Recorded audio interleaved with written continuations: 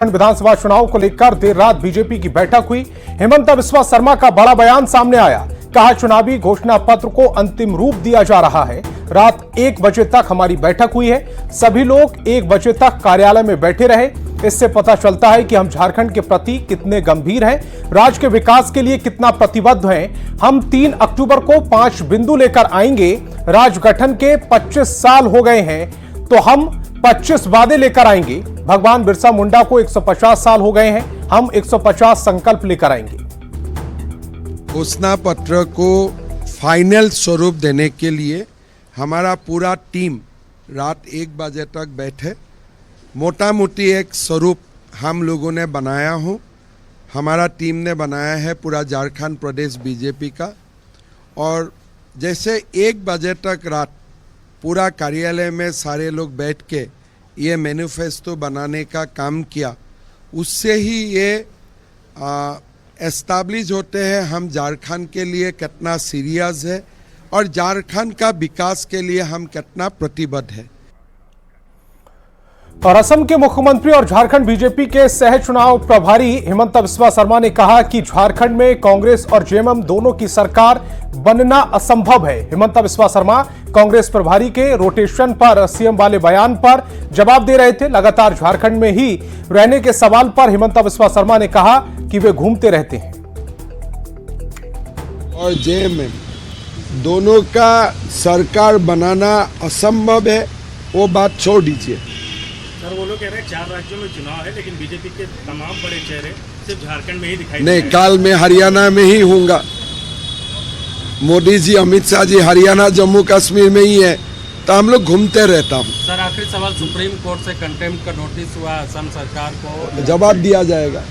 क्या लगता है मुसलमानों का घर जिस तरीके से गिराया जा रहा है वो सही है? जो काम हम लोग कर रहा हूँ 100% सही है। झारखंड विधानसभा चुनाव की तैयारी में कांग्रेस जुट गई है। कांग्रेस अपने अभियान को तेज कर रही है। इस बीच झारखंड कांग्रेस प्रभारी गुलाम अहमद मीर का बड़ा बयान सामने आया। कांग्रेस इस बार बेहतर प्रदर्शन करेगी। पार्टी कार्यकर्ताओं को 25 से 30 सीटें जीतने का टारगेट दिया गया है।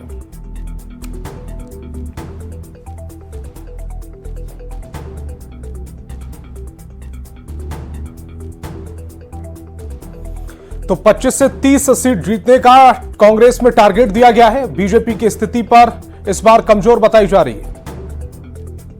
आप कई बार कहते हैं कि कई जगह फोटो की कहानी आती है, लोगों के इमोशन सेंटिमेंट होते हैं कि हमारा फोटो, हमारे नेता का फोटो नहीं दिखता है। कई बार ये होते कुछ इश्यूज आते हैं कि शायद हम बी टीम है तो हमारी बात कम सुनी जाती है, जो वक्तन फवक्तन उठता है।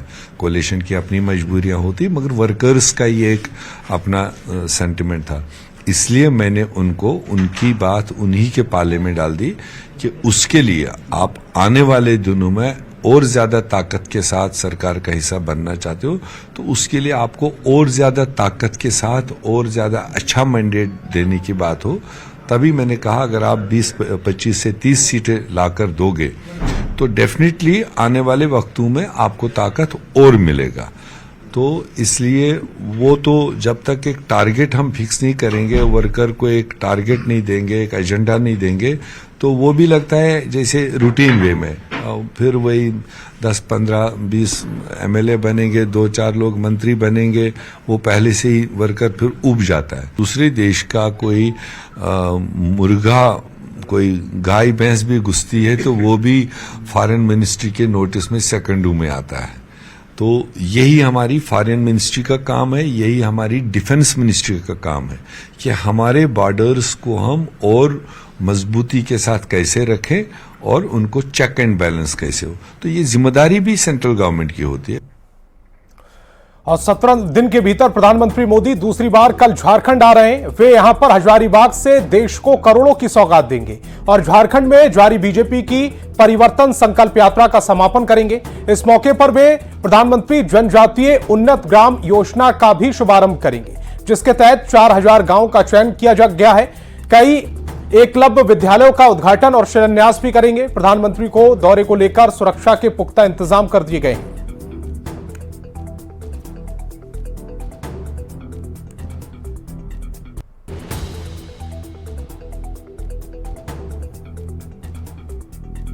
कार्यक्रम है 2 तारीख का है। इसमें 2 जगह पर कार्यक्रम होगा। एक चुनाव यूनिवर्सिटी के अंदर होगा, ये कार्यक्रम होगा जो पार्टी का कार्यक्रम होगा मटवारी ग्राउंड पर, जो गांधी मैदान में होगा। उसको सभी तैयारी किया जा रही है, हम लोग उसको देख रहे हैं। जितना तैयारी हो रहा है सभी तरीके से सुरक्षा का इंतजाम किया जा रहा है। तो कल प्रधानमंत्री नरेंद्र मोदी हजारीबाग आएंगे। ऐसे में कल प्रधानमंत्री क्या खाना खाएंगे, इसको लेकर भी खास तैयारी की जा रही है। जिला प्रशासन की ओर से फूड सेफ्टी ऑफिसर को जिम्मेदारी सौंपी गई है। इसे लेकर राज्य से 2 अतिरिक्त पदाधिकारी की मांग की गई है।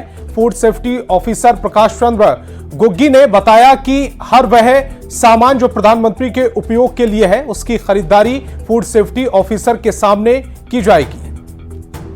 से टाई अप कर रहे हैं कि उनको क्या मेनू दिया गया है, अगर पार्टी के द्वारा दिया गया है तो पार्टी के द्वारा कौन सा मेनू दिया गया है, वो कब सामान खरीदेंगे और कब कब वो क्या क्या सर्व करेंगे। और अगर उनको डिस्ट्रिक्ट एडमिनिस्ट्रेशन ने अगर उनको कुछ दिया हुआ है डायरेक्शन या मेनू, तो हम लोग उसकी जांच करेंगे और हम लोग अपने सामने में ही सारे प्रोडक्ट्स का परचेजिंग करेंगे, प्रोक्योर करवाएंगे और सामने में ही हमारे सामने में ही।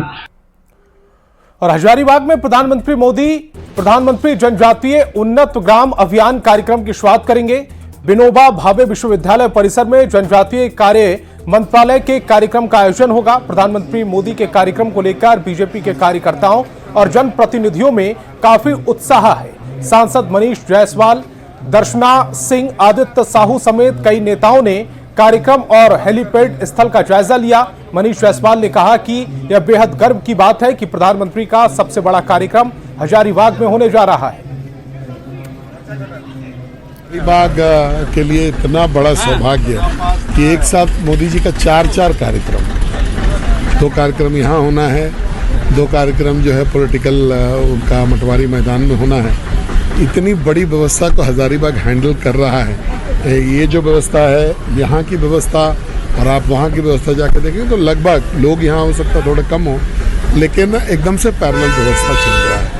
तो हजारीबाग के लिए एक बहुत बड़ा दिन है। हम सभी जो है बहुत ही खुश हैं, बहुत ही गौरवान्वित महसूस कर रहे हैं। और यहाँ पर इससे पहले भी कई बार प्रधानमंत्री जी का यहाँ पर आना हुआ है। यहाँ की जनता ने भारतीय जनता पार्टी को आशीर्वाद भी देने का काम किया है। तो निश्चित तौर पे आज विश्व के वो सबसे लोकप्रिय नेताओं में से एक हैं। और प्रधानमंत्री मोदी के हजारीबाग दौरे को लेकर सियासत भी जमकर हो रही है। जेएमएम ने कहा कि झारखंड को अभी तक केंद्र से वह अधिकार नहीं मिला जिसे मिलना चाहिए। जेएमएम के इस बयान पर बीजेपी विधायक सीपी सिंह ने पलटवार करते हुए कहा कि प्रधानमंत्री मोदी को क्या करना चाहिए, क्या बोलना चाहिए, यह तय करने का अधिकार झारखंड के सत्ताधारी दलों को नहीं है। 2-4 रेलगाड़ियां चुनाव के वक्त आके घोषणा कर गए, लेकिन क्या झारखंड उसी का हकदार है? क्या झारखंड को उसका उचित हक नहीं मिलना चाहिए? क्या चुनाव के वक्त सिर्फ जुमलेबाजी होगी और जुमलेबाजी से ही पेट भरेगा? क्या हमारा जो 1,36,000 करोड़ रुपया है, क्या वो देने का वादा करेंगे? खासकर हमारे प्रधानमंत्री नरेंद्र मोदी जी किसी भी क्षेत्र में जाते हैं तो कौन सी बातें करनी है, कौन सी चीज़ें सौगात के रूप में देनी है, ये वो तय करके आते हैं ना। ये तय करने का काम जेएमएम, कांग्रेस और राजद का नहीं है।